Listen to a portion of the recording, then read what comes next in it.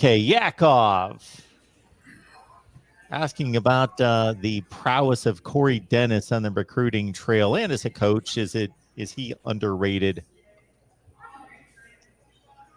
I would say so. I think he's done a bang up job so far. He can, even back to JT Barrett, take a little bit of credit for um, how well things have gone for the Ohio State offense up through Haskins and uh, obviously Justin Fields and now Stroud. And, since Day has been the head coach, he's been the quarterback's coach. So these last 3 years, going into his fourth year, and uh, had Heisman finalists. And obviously, these guys are ultra talented in their own right. But at the same time, uh, he's been part and parcel of the success of the offense for the last 5-6 years, and kind of stepped out of his father-in-law's shadow, in my opinion. He's no longer regarded as Urban's son-in-law just on the staff because he's married to Urban's daughter. I think he's making his own bones at this point. Is he ready to step out and be an offensive coordinator at a Power 5 school? I don't think so, but he's still putting his time in and working up to that type of a level. And I'd say he's a guy that's got a bright future in this game. I mean, when you've done the things that he's done, some people are probably going to come at him with some money at some point to try and pry him away from Ohio State. And how soon would that happen? I don't know. Wasn't hired by Urban to go to work for the Jaguars, so take that for whatever it's worth. But I guess the bullets we dodge are the best bullets sometimes. So didn't uproot his family to go to Jacksonville only to be turned away 6 months in. So got lucky on that deal. But I think he's a guy that definitely has got a bright future ahead of him. Well, Dwayne Haskins said back in 2018 when Ryan Day had to take over for Urban Meyer while he was suspended, like Cory Dennis became his personal quarterback's coach because Ryan Day had to take care of the entire team during camp and all that. He had more duties to worry about. So Cory Dennis even then was receiving rave reviews from Dwayne Haskins, and then obviously things have continued on. But also, I know Ryan Day gets the bulk of the credit in terms of the development and the recruiting, and he should. But also, if players didn't like Cory Dennis, recruits didn't like him, they wouldn't come to Ohio State. Ohio State under Jim Tressel, they were annually in on the best quarterbacks in the nation, but they couldn't seal the deal. And I don't know if it was because the quarterback's coach that they were going to be working with was Nick Siciliano. I don't know if that had anything to do with it, but Jim Tressel could get players to visit, but they just, couldn't really seal the deal. And whereas here at Ohio State, Ryan Day can get players to visit, and both he and Cory Dennis get the job done. And I've yet to hear any kind of negative feedback regarding Cory Dennis from players or recruits. I mean, let's not forget that Jameis Winston took a visit to Ohio State, and we could play the hypothetical: what if Joe Daniels never got sick? And Joe Daniels left us, too soon as he got sick and then passed away, and that opened the door for the Youngstown Mafia to continue with Nick Siciliano. But it's an interesting question on Cory Dennis because people naturally just want to assume Ryan Day is really the quarterback's coach and Ryan Day is really the face of quarterback recruiting.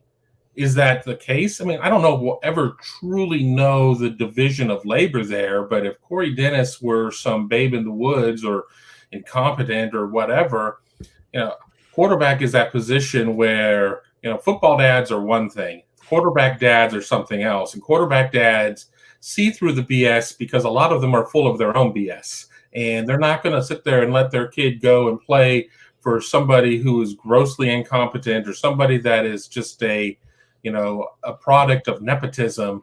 So I would tend to say that Cory Dennis is underrated for what he's been able to do. You look at the quarterback legacy of what Ohio State's been able to do. We're a long ways away from Walt Harris offering 4 quarterbacks and saying the first 2 to come here are the guys that I'm going to go with, and ending up with Austin Mockerman and David Priestley, and not getting the Canadian Jesse Palmer in that whole situation. And everybody at that time was like, 2/3 the world is covered by water and 1/3 by Walt Harris. Well, that didn't necessarily work out so well for Ohio State, but I think that Cory Dennis has been doing more than carrying his own weight. I had kind of a love-hate relationship with Jim Tressel, and the funny comment that I will throw in was he got to Ohio State, and his Youngstown State team had played Southwest Missouri State, which is where Austin Mockerman transferred, and it just kind of came up in conversation at one of his press conferences one day. He said, we blitzed the heck out of him. He couldn't get out of the way, or he didn't see the blitz or something. And I just out of the blue made the offhanded comment, well, he couldn't see it here either. And Tressel went, ooh, like that. But, he was allowed to zing the kid, but I wasn't, because I'm not a football guy. But, whatever. Those were the days, 2001, 1999, 2000. The offense and quarterback play has come a long way since then, where they might occasionally get 35 points and 400 yards total offense, and you thought, my God, that was an explosion, Well, remember what a breath of fresh air Troy Smith was, where that offense was with him being able to throw the ball, because, we've all done the historical pieces where we've gone through the year-by-year quarterback leader numbers, and the game is very different today than it was back then, but Ohio State back then was playing. The quarterback position was still pretty much like the Woody Hayes days in terms of what some of those passing numbers were, because, the Ohio State did it in different ways, and they won a lot of games. So I'm not criticizing the fact that they weren't able to win games. They won a lot of games in a national championship. But when you sit there and remember when 400 yards passing in a game was just like this, oh my God, I don't know if they're ever going to be able to do it. Now it's like if they're south of 400 and in 3 games in a row, it's like, well, we should probably bench this dude. What the heck's wrong with him? I remind people, Troy Smith won the Heisman throwing for 2,500 yards in a season. And I'm guessing that CJ Stroud approached 2,500 yards in his final 6 games last season. So just to give you an idea how things changed. And in 2006, that was a very, very spread Ohio State team. Like, they would have 4 receivers and a tight end spread out, and they would throw the ball around, but they would also milk the clock. And that was the year that the clock started on the kickoff. So you lost about a possession a game from that, like 7 to 10 plays a game from that as well. So that played into it, but that was a very high octane Ohio State offense, and still just 2,500 yards passing. Yeah, I think his split was like 30 touchdowns and 5 interceptions, something like that, which is very impressive. He was, people in hindsight will say, well, he's the worst Heisman Trophy winner ever just because of how badly Ohio State played. They set records for futility, like less than 100 yards total offense in that national championship game against Florida. They set records for major bowl games that will never be broken. That's how bad they were. But he was not the worst Heisman Trophy winner ever, because if you base it on the 12-game regular season, there wasn't anybody better in the country than what he did. He was on the only undefeated team in the major conference level, and he was the best player. So I don't think it was too far out of whack. And who were the backups on that? It was like Brady Quinn, and I want to say McFadden, the running back from Arkansas, may have been they had him second and third. Right. I don't know which was it, but those were the guys who were right there. Yeah. Go see Eric Crouch. Go see Paul Gino Horning. Gino Torretta. Yes. Marginal numbers. Go look at Ty Detmer's numbers the year he won the Heisman. He was throwing 4 or 5 picks every other week. It's pretty bad, even for that day and age. I think he threw 41 TDs and 28 picks. I was just curious. I looked up Art Schlechter. Not that I should be surprised by these numbers. I've seen them a million times, and they don't have the game log. But that was really the first time since I started watching pretty much Woody's last 2 to 3 years, and then seeing Earl Bruce actually, as we've joked a few times, the famous, you're down by 2 scores with 4 minutes left, and then you still have to go through with the play action fake, but still with Art Schleicher's last year, he threw 350 passes in 12 games. So that's just a tad under 30 pass attempts per game. Dude, so, that play action BS, that was my freshman, sophomore, junior, my entire time in college, all 4 of Coop took over in 88. So I had 2 years with Earl and 2 years with Coop.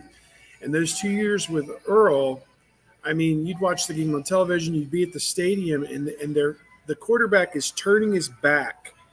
You talk about vision and everything. He's turning his back on 3rd and 17. He's turning his back to execute a play fake to a running back who everybody in the stadium is not getting the football. And it was just, I don't understand why they thought that was a good idea, but yeah, the play fake was never to the right side of the quarterback. It was always to the left, turning your back to the your back. And the thing is, it's the old adage in coaching: jobs come open for a reason, and that explains that. Well, even Jim Bowman in whatever year it would have been, 11, 10, talking about they would still run play action on like 3rd and 17 because of the timing of the play, and it's like. It gives the quarterback something to do while he's waiting to throw the ball, apparently. And and like those old Woody Hayes games when it's 3rd and 7 and they're just running up the middle, and that's just what football was back then. And every pass play was like, we'll see. It's every pass is a 50-50 ball, but we saw that in 2012 as well. We've seen that in 2016. I mean. A lot of it just depends on the quarterback, and sometimes most of it. Well, yeah, I was going to say we're not that far removed from. Okay, big play coming up here. Which hole is are they going to sit there and try and send JT Barrett through? I mean, that was the offense. I mean, when it came down to be a knuckle buster, that was going to be the play. So, we're not that far removed from that. Predictability. And again, predictability won a lot of games. I'm not trying to rewrite history here, but we all talk about, we're in the golden age of Ohio State recruiting. We're in the golden age of Ohio State output. We've certainly seen a lot of Ohio State wins, but what we're seeing now with where Ohio State's offense is, especially, thank God that, the game is really set up right now to where it's geared toward the offense. You can't defend anybody anymore. Can't touch anybody anymore. So you better take advantage of it while you can before we see the pendulum swing back and then, put a bunch of rule changes in place that, limits the offense, just like they deadened the baseball because there were too many home runs. I just went back and looked at Braxton Miller's numbers from the Illinois win in 2011 when Ohio State was 1 of 4 passing for 17 yards. He also rushed for just 34 yards that game. So Buckeyes got 51 yards out of their quarterback and a 10-point win at Illinois. But I think the days of Ohio State completing 1 pass in a win or in a game are long gone. And I can't even imagine the weather that it would require. You need like the snowball. And even then, they would still do the jet sweeps and just get these little push passes, and they'd be like 2 of 42 instead of, whatever. Well, remember the Wisconsin game that season where they had to sit there and the chuck and duck where they had to go and review to make sure that he didn't cross the line of scrimmage, and Devin Smith had ended up getting loose behind the receiver or whatever, and it's like, oh my God, it's not going to get any better than this wide open offense at that point. Yeah. I remember a game at Illinois in 91 where they did not throw a pass in the first half. And they had Joey Galloway, Jeff Graham, Brian Stabline. They had plenty of weapons. Bobby Olive at wide receiver didn't throw a pass in the first half. We're down like 7-0 with a future NFL quarterback. Kent Graham. Kent Graham was a quarterback, yeah, for that game, and I'm like, can't, yeah. Back in the day when they would funny to run think about. they would run the triple option with Kent Graham and throw the ball with Kirk Herbstreit.